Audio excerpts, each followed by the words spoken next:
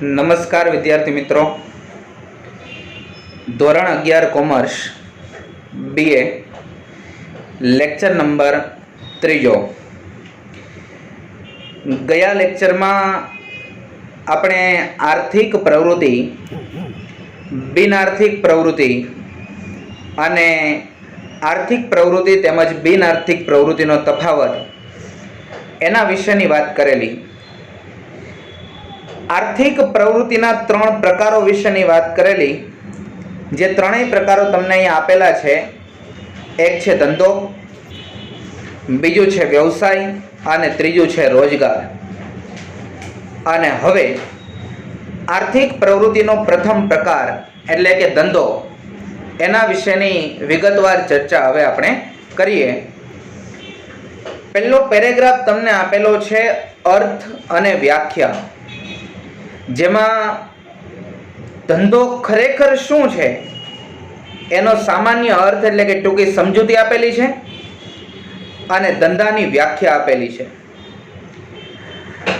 ધંધો શબ્દ કઈ બાબત કે કયા શબ્દ ઉપરથી ઉતરી આવેલો છે તો એવું કીધું કે ધંધો એ અંગ્રેજી શબ્દ બિઝી એના ઉપરથી ઉતરી આવ્યો છે, જેનો અર્થ વ્યસ્ત રહેવું અથવા સતત પ્રવૃત્તિમય હોવું એવો અર્થ છે. એ ધંધાનો કરવામાં આવતો હોય, સતત રચ્યા પચ્યા રહેવું, સતત પ્રવૃત્તિમય રહેવું, કાર્યરત રહેવું કે વ્યસ્ત રહેવું, એને ધંધા તરીકે ઓળખાવી શકાય.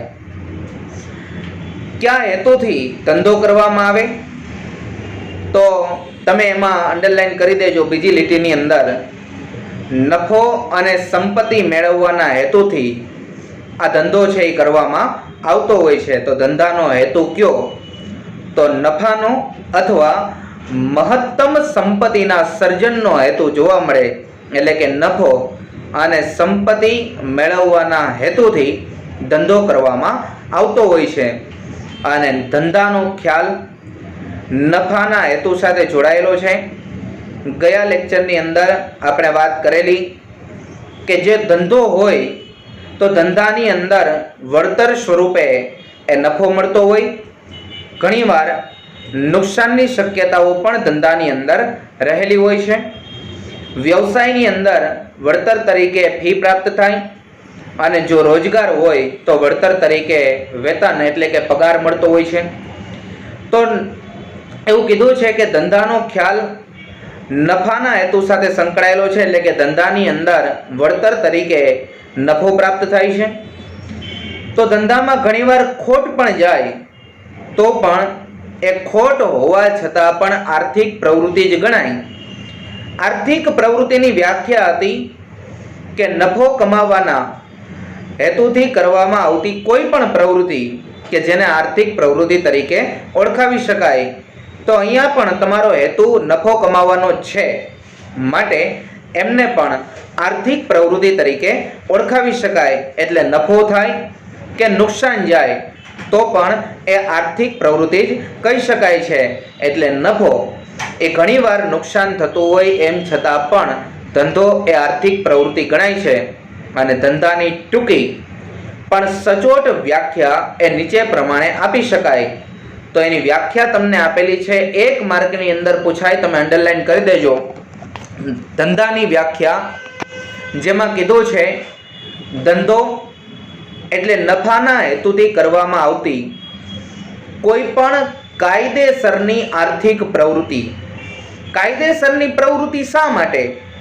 તો જે પ્રવૃત્તિ ગેરકાયદેસર હોય, ગેરકાયદેસરને કાયદેસર કઈ રીતે ગણવાનું? તો કાનૂની દ્રષ્ટિએ એટલે કે સરકારની પરિસ્થિતિને ધ્યાને લેતા, એટલે કે સરકારી સ્થિતિને ધ્યાને લેતા જે પ્રવૃત્તિ કાયદેસર છે અને ગેરકાયદેસર છે એ પ્રવૃત્તિ કોને કહેવાય? તો કે ગુજરાતની અંદર દારૂ, ડ્રગ્સ એનું વેચાણ કરવું એ ગેરકાયદેસર છે, એટલે એ પ્રવૃત્તિ એ ધંધો કહી શકાતી નથી. ભલે તમે નફો મેળવો છો એમ છતાં પણ એ પ્રવૃત્તિ ધંધો નથી.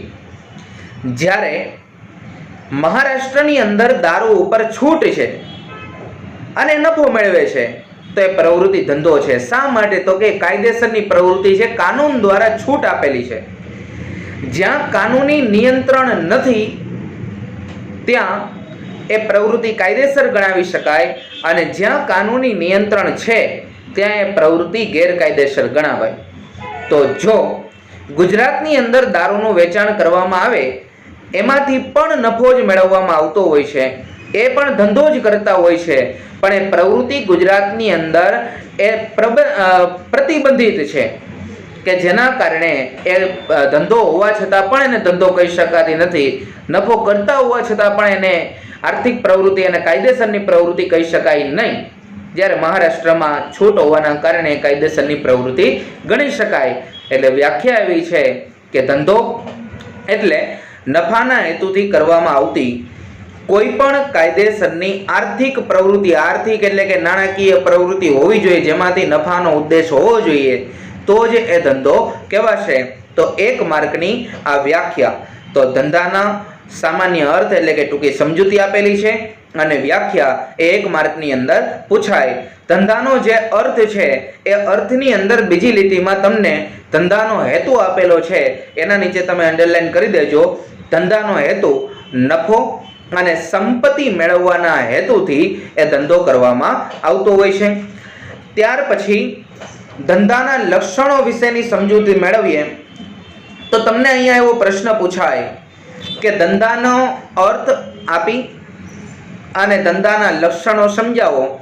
તો 5 માર્કની અંદર આ પ્રશ્ન તમારે લખવાનો થાય. ફરી એકવાર પ્રશ્ન, ધંધાનો અર્થ આપી અને તેના લક્ષણો સમજાવો. 5 માર્કની અંદર આ પ્રશ્ન પૂછાય. આ બધા જ પ્રશ્ન એ મુદ્દા પ્રમાણે આપેલા છે, તો મુદ્દા અનુસાર જ તમારે સમજાવવા એ જરૂરી હોય છે. તમે સીધા જ ટૂંકનોંધની જેમ એ સીધા લખો એ માન્ય ગણવામાં આવતા નથી.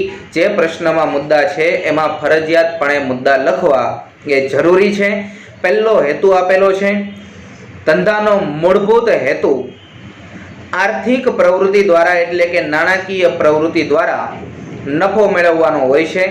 નફા મેળવવાના હેતુથી જ ધંધો કરવામાં આવતો હોય. જ્યાં નફો મેળવવાનો ઉદ્દેશ ન હોય, નફો મેળવવાનો હેતુ ન હોય, એવી પ્રવૃત્તિ એ ધંધો કહી શકાતી નથી. શા માટે? તો કે બિન આર્થિક પ્રવૃત્તિ છે અને બિન આર્થિક પ્રવૃત્તિ કે જેમાં નફો કમાવાનો ઉદ્દેશ ન હોવાથી એ પ્રવૃત્તિને ધંધા તરીકે ઓળખાવી શકાય નહીં. આગળ એવું કીધું છે કે ધંધામાં જો નફો મળતો બંધ થાય તો ધંધો બંધ થવાની નોબત આવે છે, એટલે કે ધંધો બંધ થવાની શક્યતા પણ એ સર્જાય છે. માટે ધંધાકીય એકમમાં સતત નફો થતો રહે અને નફો જળવાઈ રહે એ અત્યંત જરૂરી છે. ધંધાકીય એકમને ટકાવી રાખવા માટે જરૂરી છે. એટલે કીધું છે કે ધંધામાં જો નફો મળતો બંધ થાય તો ધંધો બંધ થવાની નોબત આવે છે, ધંધો બંધ થવાની પરિસ્થિતિ પણ એ સર્જાય છે. ધંધાનું અસ્તિત્વ જો જાળવી રાખવું હોય, ધંધાના અસ્તિત્વને ચાલુ રાખવું હોય તો એના માટે નફો અનિવાર્ય છે, નફો જરૂરી છે. નફાના આધારે ધંધાને સતત કાર્યરત રાખી શકાય. ધંધાને સાતત્યપૂર્ણ, સાતત્ય એટલે કે સતત ચલાવતો રાખવો. અહીંયા તમને કીધું છે કે ધંધાના અસ્તિત્વને ટકાવી રાખવા માટે નફાનું સાતત્ય અનિવાર્ય છે, નફો જરૂરી છે. સાતત્ય એટલે સતત નફો થતો રહે એવું જરૂરી છે કે જેના આધારે ધંધો છે એ સતત કાર્યરત રાખી શકાય. વસ્તુ છે એને તમે પડતર કિંમત કરતાં વધારે કિંમતે જો વેચવામાં આવે તો નફો થયો કહેવાય. તો નફાની વ્યાખ્યા શું? તો એમાં તમારે અંડરલાઈન કરી દેવાની કે જ્યારે વસ્તુ પડતર કિંમત કરતાં વધુ કિંમતે વેચવામાં આવે તો આ વધારાની જે કિંમત આવેલી છે એ તમારા ધંધા માટે નફો કહેવાય. ઉદાહરણ તરીકે કોઈ એક વસ્તુ તૈયાર કરવામાં 100 રૂપિયા જેટલો ખર્ચ થાય છે. એ 100 રૂપિયાની અંદર જે કર્મચારીઓ ધંધાની અંદર કામ કરે છે, કર્મચારીનો પગાર, એ એક એકમ તૈયાર કરવા પાછળનો એનો પગાર, એની અંદર વપરાતો કાચો માલ, વીજળી કે અન્ય કોઈ પણ સાધન સામગ્રી, એ તમામ પ્રકારનો ખર્ચ કરતા એ વસ્તુ 100 રૂપિયાએ તૈયાર થાય તો એની પડતર કિંમત 100 રૂપિયા છે. હવે જો તમે 100 જ રૂપિયામાં એ વસ્તુનું વેચાણ કરશો તો તમારા માટે કોઈ જ પ્રકારનો નફો થવાનો નથી. એટલે તમે એ 100 રૂપિયાની વસ્તુ ધારો કે 150 રૂપિયામાં વેચો છો તો વધારાના જે 50 રૂપિયા તમને મળે છે એ તમારા માટે નફો કહી શકાય. એટલે કીધું છે કે વસ્તુ પડતર કિંમત કરતાં વધુ કિંમતે જ્યારે વેચવામાં આવે એટલે નફો થયો કહેવાય. ધંધાની કાર્યક્ષમતાને પણ નફાના માપદંડથી જ માપવામાં આવે છે. ધંધાની કાર્યક્ષમતા કેવી છે? સારું ધંધાકીય એકમ છે, ધંધાકીય એકમનો નફો મર્યાદિત છે, ખૂબ જ વધારે નફો કરે છે, ધંધાની વેલ્યુ કેવી છે, આનો જો તમારે અંદાજ લગાવવો હોય, આ કાર્યક્ષમતાને જો તમારે નક્કી કરવી હોય તો એ કાર્યક્ષમતા પણ નફાના આધારે નક્કી થાય. તો તમને એવો પ્રશ્ન પૂછાય કે ધંધાની કાર્યક્ષમતાને માપવાનો માપદંડ કયો? તો નફો એ ધંધાની કાર્યક્ષમતાને માપવાનો માપદંડ છે અને નફો એ ધંધાની પારાશીશી છે કે જેના આધારે જ ધંધાની કાર્યક્ષમતા એ નક્કી કરવામાં આવતી હોય છે. તો કીધું છે કે ધંધાની કાર્યક્ષમતાને પણ નફાના માપદંડથી માપવામાં આવે. એટલે નફો એ ધંધાની કાર્યક્ષમતા માપવાનો માપદંડ છે. માટે આ પ્રશ્ન, આ મુદ્દાની અંદર તમારે 2 લીટી નીચે અંડરલાઈન કરવાની. બીજી લીટીમાં તમને આપેલું છે કે ધંધાના અસ્તિત્વ ચાલુ રાખવા માટે નફો અનિવાર્ય છે.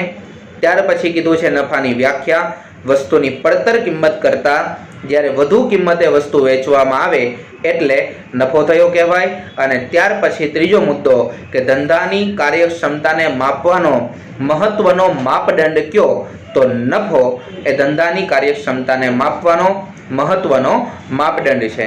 ત્યાર પછીનો બીજો મુદ્દો તમને આપેલો છે વસ્તુ અને સેવાનો વિનિમય. વસ્તુ અને સેવાની આપલે. વસ્તુ એટલે કોઈ ઉત્પાદિત એકમનું વેચાણ કરવામાં આવે તો એ વસ્તુનો વિનિમય થયો. જ્યારે સેવાનો વિનિમય કોને કહેવાય? તો કે એક જગ્યાએથી વસ્તુ બીજી જગ્યાએ હેરફેર કરવામાં આવે ત્યારે હેરફેર દરમિયાન ટ્રાન્સપોર્ટ, કોઈ વાહનનો ઉપયોગ કરવામાં આવે તો એ વાહનવાળાએ તમને સેવા પૂરી પાડેલી કહેવાય. અને સેવાના બદલામાં પણ તમારે એને નાણાં ચૂકવવા પડતા હોય છે, એનું ભાડું ચૂકવવું પડે કે ફી ચૂકવવી પડે છે. માટે એ સેવાનો વિનિમય, વિનિમય એટલે આપલે થવી. તો વસ્તુ અને સેવાનો વિનિમય. વસ્તુ અને સેવાનું ઉત્પાદન કરી અથવા ખરીદીને તેનું વેચાણ કરવામાં આવે એટલે એને વસ્તુ કે સેવાનો વિનિમય થાય એવું કહી શકાય.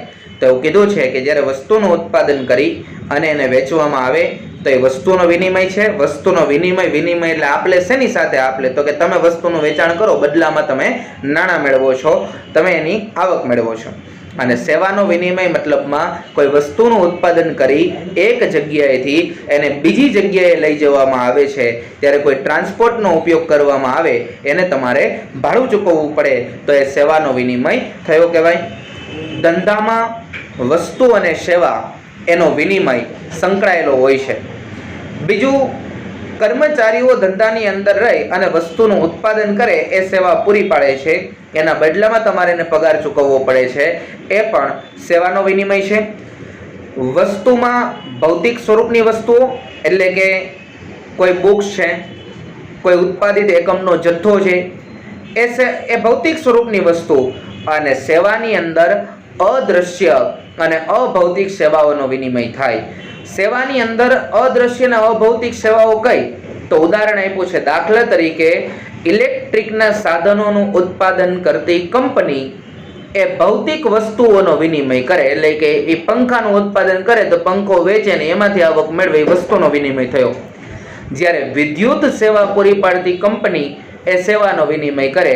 ઉદાહરણ તરીકે આપણા વિસ્તારની અંદર ડીજીવીસીએલ કે ટોરેન્ટ એ તમને વીજળી પૂરી પાડે છે અને તમે બદલામાં એનું બિલ છે એ ચૂકવો છો, એનું ભાડું ચૂકવો છો, તો આ સેવાનો વિનિમય થયો કહેવાય. તેવું કીધું છે કે વસ્તુ અને સેવાના વિનિમયમાં વસ્તુ ભૌતિક સ્વરૂપની હોય તો એ વસ્તુનો વિનિમય, અને જો અદ્રશ્ય કે અભૌતિક સ્વરૂપની હોય તો એ સેવાનો વિનિમય થયો કહેવાય. તો તમને ઉદાહરણ આપ્યું કે ઇલેક્ટ્રિકના સાધનોનું ઉત્પાદન કરતી કંપની ભૌતિક વસ્તુઓનો વિનિમય કરે, જ્યારે વિદ્યુત સેવા પૂરી પાડતી કંપની સેવાનો વિનિમય કરે. ત્યાર પછીનો ત્રીજો મુદ્દો છે જોખમ અને અનિશ્ચિતતા. ધંધામાં જોખમો અને અનિશ્ચિતતાનું તત્વ રહેલું છે. ઘણીવાર નુકસાની પણ જાય, તો ઘણી વખત આવક ઓછી પણ થાય. કુદરતી આપત્તિઓ એ વારંવાર ધંધાકીય એકમની અંદર જો આવે તો એકમની પ્રવૃત્તિને છે એના સાતત્યને એ ખોરવી નાખે. અને ઘણી વખત માનવ સર્જિત આપત્તિઓ જોવા મળે. જેમ કે તમને અહીં આપેલું છે આગ, અકસ્માત, કર્મચારીઓની હડતાલ, હુલ્લડ, લૂંટફાટ, ચોરી, ગ્રાહકોની પસંદગીમાં ફેરફાર થાય, માંગમાં ઘટાડો થાય, લોકોની જીવનશૈલી બદલી જાય, લોકોની રુચિ, ટેવ વગેરેમાં ફેરફાર થાય, હરીફાઈ, ટેકનોલોજીમાં પરિવર્તન આવે જેવા માનવ સર્જિત જોખમો રહેલા છે. જેમ કે આગ લાગવી માનવ સર્જિત જોખમ, માનવી દ્વારા તૈયાર થયેલા ઉપકરણો છે એના આધારે જ ઘણીવાર આવી સમસ્યાનું સર્જન થાય. અકસ્માત થાય, કેમ તો કે કાળજી તમે નથી લેતા એટલે અકસ્માત થાય, એટલે માનવ સર્જિત છે. કર્મચારીઓની હડતાલ, કર્મચારીની જ્યારે ધંધાકીય એકમમાં જરૂરિયાતો પૂર્ણ ન થાય ત્યારે કર્મચારી પોતાની જરૂરિયાતોને પૂર્ણ કરવા માટે તમારી પાસે વધારે આવકની માંગણી કરે છે, અને જ્યારે તમે આ એની જરૂરિયાતોને સંતોષતા નથી ત્યારે કર્મચારી એ હડતાલ ઉપર ઉતરી જાય છે, હડતાલ પાડે છે અને એનાથી પણ નુકસાન જાય.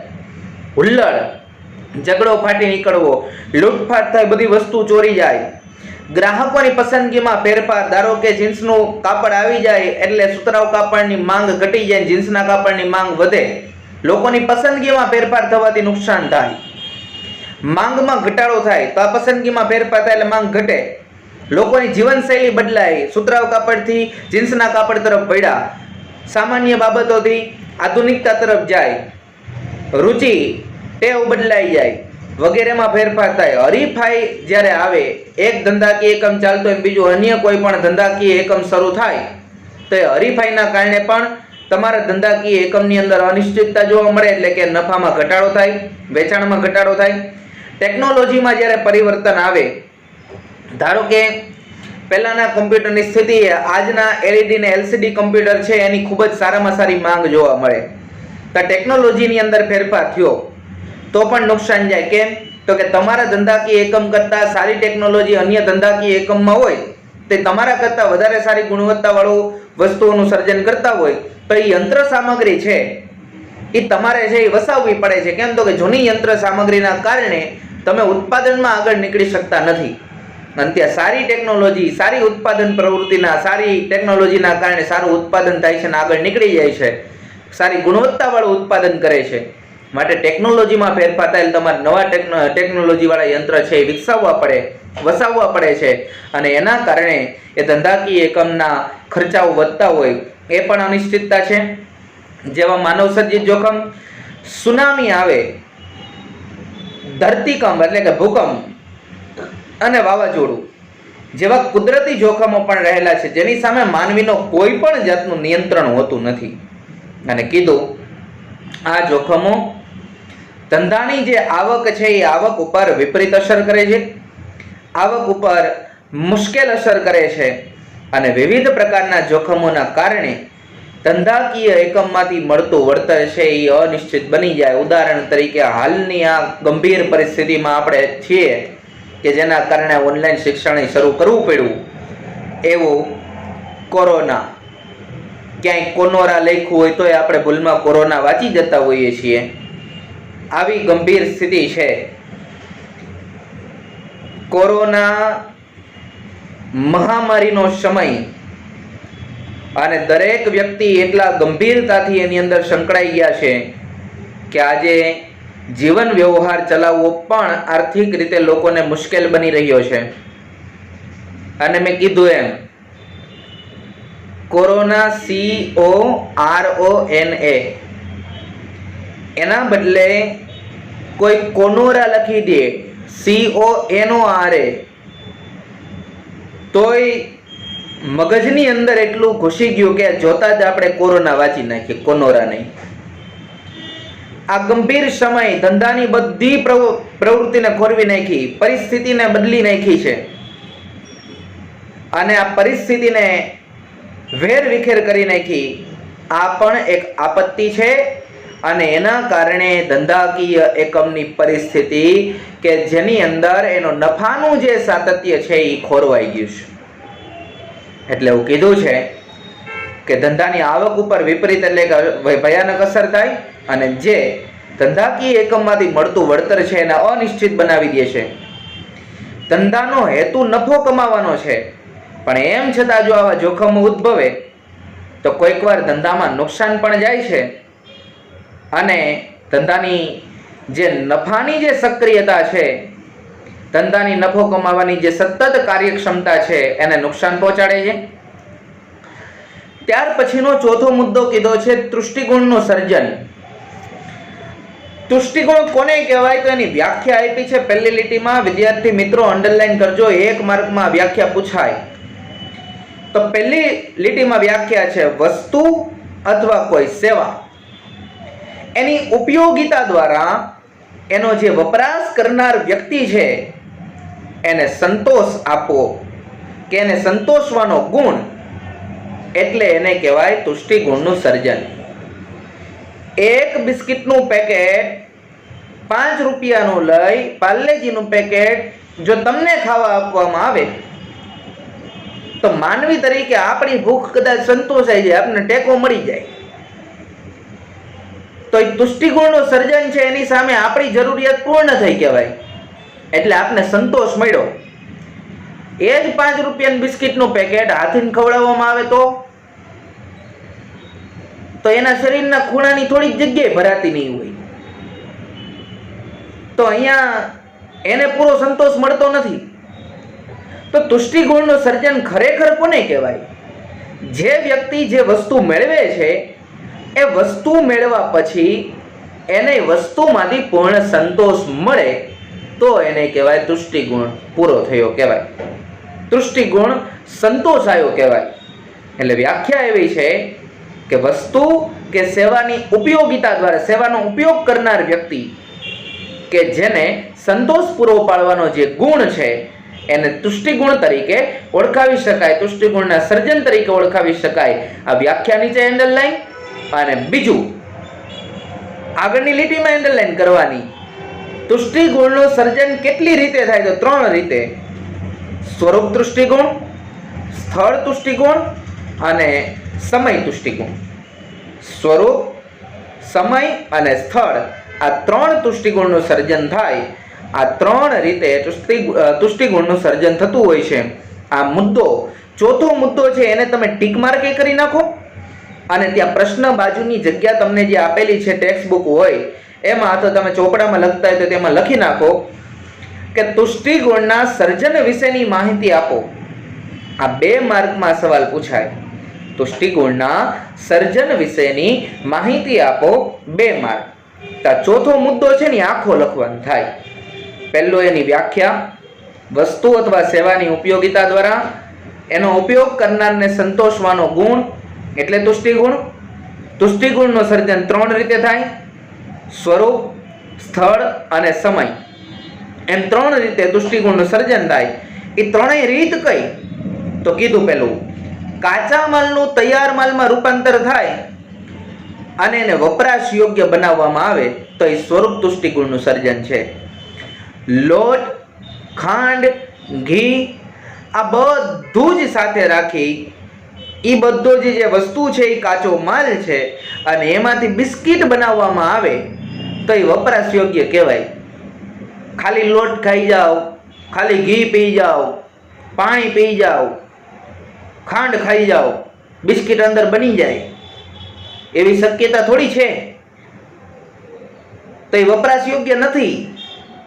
વપરાશ યોગ્ય કોને કહેવાય તો બિસ્કિટ બને એ વપરાશ યોગ્ય કહેવાય। તો વસ્તુને કાચા માલમાંથી વપરાશ યોગ્ય બનાવો ને એ સ્વરૂપ બેઠલું, કાચો માલ હતો અને એમાંથી તૈયાર થયું, વપરાશ યોગ્ય બન્યું એટલે એ સ્વરૂપ તુષ્ટિગુણ। બીજું છે માલના ઉત્પાદનના સ્થળેથી એને ઉપભોક્તાના સ્થળ સુધી, ઉપભોક્તા એટલે ગ્રાહક, ઉપભોક્તા એટલે ગ્રાહક, ઉત્પાદનનું સ્થળ એટલે કે જ્યાં વસ્તુ બનાવવામાં આવી છે ત્યાંથી ગ્રાહક સુધી લઈ જાય તો એને સ્થળ તુષ્ટિગુણનો સાધન, એટલે એક જગ્યાએ બીજી જગ્યાએ ગઈ ને એટલે સ્થળ તુષ્ટિગુણ. અને ત્રીજું છે સમય તુષ્ટિગુણ. કઈ રીતે? તો કીધું છે માલની જરૂરિયાત ન હોય ત્યારે એનું ઉત્પાદન થાય, એને ભેગો કરવામાં આવે, અને જ્યારે જરૂરિયાત પડે એટલે કે જ્યારે માંગ થાય ત્યારે તરત જ બજારમાં વેચવા માટે બહાર પાડી દેવામાં આવે. આ સમય તુષ્ટિગુણ. જ્યારે સમય જરૂરિયાત છે એ સમયે બહાર આવ્યું. ઉદાહરણ તરીકે પતંગ આખું વર્ષ ન હોય, ઉત્તરાયણ દરમિયાન હોય તો આખું વર્ષ એનું ઉત્પાદન તો થતું જ હોય. એ તો આપણે સુરવીર છીએ કે 2 દિવસમાં આખા વર્ષનું ઉત્પાદન પૂરું કરી દઈએ, એવી હિંમત તો આપણામાં છે. તો જે આખા વર્ષ દરમિયાન જે ઉત્પાદન થાય છે એ આખું વર્ષ સંગ્રહ જ થાય છે, અને એ આખું વર્ષ સંગ્રહ કરેલું છે એ ઉત્તરાયણના સમયે જ્યારે માંગ થાય ત્યારે પતંગ વેચવામાં આવે, એટલે એ જે સમયે માંગ થાય ત્યારે વેચે, એટલે એ સમય તુષ્ટિગુણ છે. ફટાકડાનું ઉત્પાદન આખું વર્ષ થાય, તો ફટાકડાની જરૂરિયાત દિવાળીએ જ હોય, માંગ દિવાળીએ જ કરે, તો જ્યારે માંગ થાય ત્યારે એ ફટાકડા પૂરા પાડવામાં આવે, તો એ સમય તુષ્ટિગુણ છે. તો 3 તુષ્ટિગુણ: કાચા માલમાંથી તૈયાર માલમાં રૂપાંતર કરીને વપરાશ યોગ્ય બનાવી સ્વરૂપ તુષ્ટિગુણ, એક જગ્યાએથી બીજી જગ્યાએ લઈ જવી સ્થળ તુષ્ટિગુણ, અને સંગ્રહ કરવામાં આવી હોય જ્યારે જરૂરિયાત પડે માંગ થાય ત્યારે વેચવામાં આવે સમય તુષ્ટિગુણ. ત્યાર પછીનો 5મો મુદ્દો પ્રવૃત્તિનું સાતત્ય જાળવવું. ધંધાના વ્યવહારો નિયમિત અને સતત હોય, અને ધંધો એ સતત રીતે ચાલતી આર્થિક પ્રવૃત્તિ છે, નાણાકીય પ્રવૃત્તિ છે. વેપારી નફાના આશયથી કે નફાના ઉદ્દેશથી કે નફાના હેતુથી એ ખરીદ વેચાણની પ્રવૃત્તિ કરે. કાચો માલ ખરીદે, તૈયાર કરે, વેચાણ કરે, એમાં નફો મેળવે. ફરી પાછો કાચો માલ ખરીદે, એમાંથી ઉત્પાદન કરે, વેચાણ કરે, અને એમાં નફો મેળવે. તો આ રીતે ખરીદ વેચાણની પ્રવૃત્તિ છે. પરંતુ ઉત્પાદક કે વેપારી પોતાના રહેવા માટે મકાન બનાવે ને, અને ત્યારબાદ એ મકાનના વેચાણમાંથી નફો મેળવે, તો પણ તેને ધંધો ન કહેવાય. મૂળ પ્રવૃત્તિ, ધારો કે કરિયાણાનો વેપારી એ કરિયાણાની વસ્તુનું વેચાણ કરે ને એમાંથી નફો મેળવે ને તો ધંધો છે. એ મકાન બનાવે પોતાના રહેવા માટે ને એ વેચે ને એમાંથી નફો મેળવે ને તો એ ધંધો નથી, એટલે કે એના હેતુ બહારનું કામ છે. એ કોઈ તમે હેતુ નક્કી કરીને ધંધો શરૂ કરેલો નથી.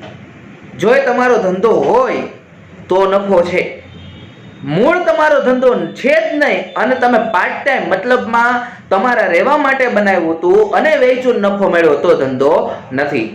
કારણ કે તેના માટે મકાનની લે વેચ એ નિયમિત કે સતત પ્રવૃત્તિ નથી. તમને પહેલી લીટીમાં જે આપ્યું છેલ્લે આપ્યું છે, નિયમિત અને સતત થતી પ્રવૃત્તિ ધંધો છે, નિયમિત ને સતત ન હોય ધંધો નથી.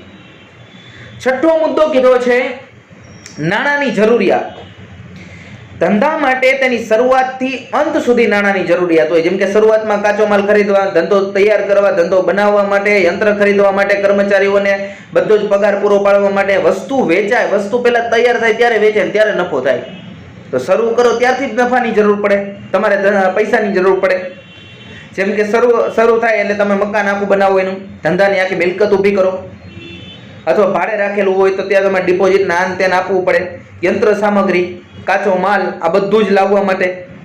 ત્યાર પછી ફેક્ટરીમાં કાચા માલમાંથી તૈયાર માલનું ઉત્પાદન કરવા, આ કાચો માલ ખરીદવા માટે જરૂર પડે. તૈયાર માલમાં ઉત્પાદન કરવા એટલે કે વીજળી છે, યંત્ર સામગ્રી પાછળ થતો ખર્ચ, પગાર ચૂકવવા પાછળ થતો ખર્ચ. વેપારીને માલ ખરીદવા માટે પણ જો ધંધો હોય તો નાણાંની જરૂરિયાત જોવા મળે છે. અને ત્યાર પછીનો 7મો મુદ્દો આપ્યો કે ધંધો એ આર્થિક પ્રવૃત્તિ છે. ધંધો એ નાણાંના ઉપાર્જન દ્વારા, ઉપાર્જન એટલે કે નાણું કમાવું, પૈસા મેળવવા, પૈસા કમાવવા. ધંધો એ નાણાંના ઉપાર્જન દ્વારા નફો મેળવવાના હેતુથી કરવામાં આવતી આર્થિક પ્રવૃત્તિનો એક ભાગ છે, નાણાકીય પ્રવૃત્તિનો એક ભાગ છે. એટલે નાણાંના ઉપાર્જન દ્વારા નફો મેળવવાના હેતુથી કરવામાં આવતી આર્થિક પ્રવૃત્તિ છે. એટલે એવું કહેવાય કે ધંધો એ આર્થિક પ્રવૃત્તિ છે. તો આર્થિક પ્રવૃત્તિની વ્યાખ્યા આપણે અગાઉ જોઈ ગયા કે નફો કમાવાના ઉદ્દેશથી કરવામાં આવતી કોઈ પણ પ્રવૃત્તિ કે જેને કેવી કહેવાય, આર્થિક પ્રવૃત્તિ. અને જ્યાં નફો કમાવાનો ઉદ્દેશ ન હોય, માત્ર સેવાના હેતુથી જે પ્રવૃત્તિ કરવામાં આવતી હોય એને કહેવાશે બિન આર્થિક પ્રવૃત્તિ. અને ત્યારબાદ હવે તમને હેતુઓ આપ્યા છે, ધંધાના હેતુઓ એને બે ભાગમાં વહેંચેલા છે, એક આર્થિક હેતુ અને એક સામાજિક હેતુ. તો આ આર્થિક અને સામાજિક હેતુ અને ધંધાના જે હેતુઓ છે એના વિશેની વિગતવાર ચર્ચા હવે આપણે પછીના લેક્ચરની અંદર કરશું. ત્યાં સુધીમાં અત્યાર સુધી જેટલું ચાલેલું છે એને ધ્યાનથી વાંચજો, સમજજો.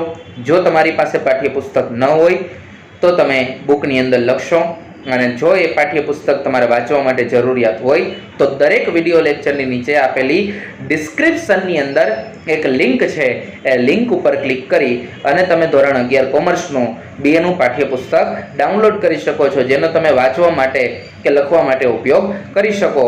એટલે આ બાબતની ખાસ નોંધ લેશો એવી અપેક્ષા સાથે. જય હિન્દ.